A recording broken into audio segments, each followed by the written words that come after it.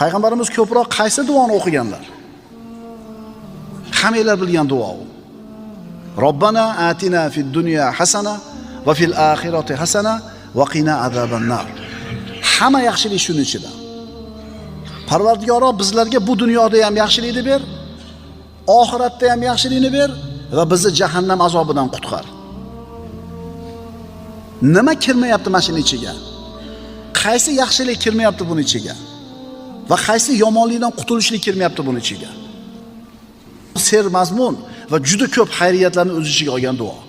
Robbana atina fid dunya hasana va fil oxirati hasana va qina azabannar.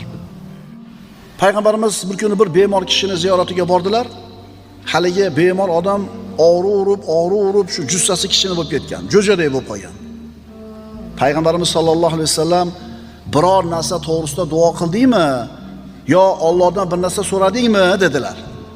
Haligi bemor, ha, men ey Allohim, menga oxiratda beradigan jazoingni dunyoda tezroq bergin deb duo qilgan edim dedi. Shuni so'rabdi. Payg'ambarimiz aytdilar, subhanalloh, ha unga toqati yetmaydi-yu. Ey Allohim, bizlarga dunyoda yaxshilikni ato qilgin, oxiratda ham yaxshilikni ato qilgin deb duo qilmabsan-da dedi. Robbana atina fid dunya hasana va fil oxirati hasana. Haligi odam payg'ambarimiz o'rgatgan shu duoni qiluvdi, shifo berdi. Qani shifo so'ramasdan dardni beraver, oxiratda beradigan jazoni shu dunyoda ele ko'tarib qo'yay deb so'rayatuvdi, jo'jaday bo'lib qopti, jasadi qiylanib. Endi shifo so'radi, Alloh taolo shifo berdi.